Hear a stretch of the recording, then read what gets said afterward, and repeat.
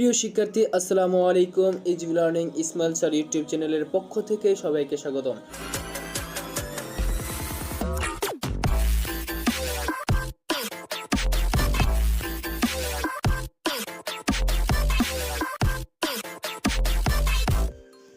HSC 2025 সালের ঢাকা বোর্ডের উৎপাদন ব্যবস্থাপনা বিপণন সেট ঘ এর এমসিকিউ সমাধান। 1. কোনটি লোভনীয় পণ্য? ঘ আইসক্রিম। 2. মূল্য নির্ধারণের উদ্দেশ্য হল বিনিয়োগ তুলে নেওয়া, টিকে থাকা, বিক্রয়ের পরিমাণ বৃদ্ধি। ঘ সবগুলোই। 3. যেখানে পণ্যের মোট আয় ও ব্যয় সমান হয় তাকে কি বলে? ক ভারসাম্য বিন্দু। 4. সাবান কোন ধরনের পণ্য? গ ভোগ্য পণ্য। 5. উদ্দীপকে জনাব সাদিক সাবান উৎপাদনের ক্ষেত্রে কোন ধরনের মূল্য নির্ধারণ পদ্ধতি অবলম্বন করেছেন? খ ব্যয়যোগ পদ্ধতি। 6. পণ্য বা সেবার নৈমিত্তিক উপস্থাপনাকে কি বলে? খ প্রচার। 7. বিজ্ঞাপনের কাজ কোনটি? ক অবহিত করা। 8. অল্প সময়ে বিক্রয় বৃদ্ধির কার্যক্রমকে কি বলে? গ বিক্রয় প্রসার।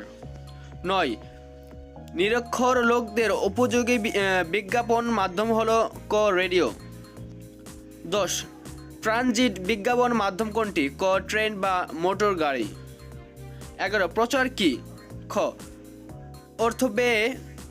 অর্থ ব্যয়ে পণ্য সম্পর্কে তথ্য উপস্থাপন। খ 12. বিপণনজনক কে? ক ফ্লিপ কটলার। 13. নিম্নের কোনটি বিপণনের মৌলিক বৈশিষ্ট্য? খ বিনিময় প্রক্রিয়া। 14.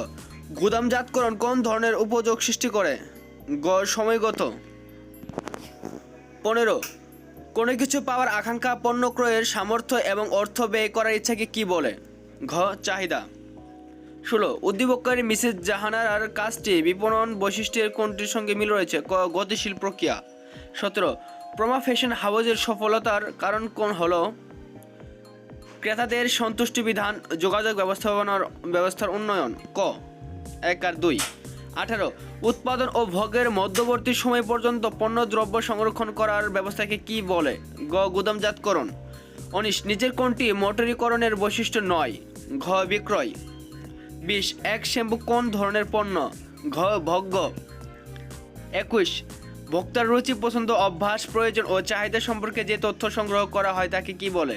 ক বাজার তথ্য। 22. উদ্দীপকের জনাব সাজিদ বিপণনের কোন কাজটি করেছেন? ক পরিবহন। 23. সমস্যা সমাধানের জনাব সাজিদের করণীয় হলো গুদামজাতকরণ ও মোটরীকরণ। 2 আর 3। গ 24. অর্থের বিনিময়ের পণ্য হস্তান্তরকে কি বলে? গ বিক্রয়। 25. সমগ্র বাজারকে ক্ষুদ্র ক্ষুদ্র অংশে ভাগ করাকে কি বলে? খ বাজার বিভক্তিকরণ। 26.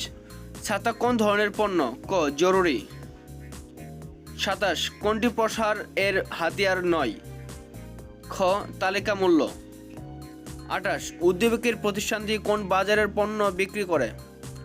খ ভোক্তা। 29. বিক্রি বাড়ানোর জন্য জনাব মাহির বিপণন মিশ্রণের কোন হাতিয়ারটি ব্যবহার করতে চাচ্ছেন? ঘ প্রসার। 30. পণ্য ও সেবার স্তর বহির্ভূত কোনটি? ঘ শিল্প পণ্য।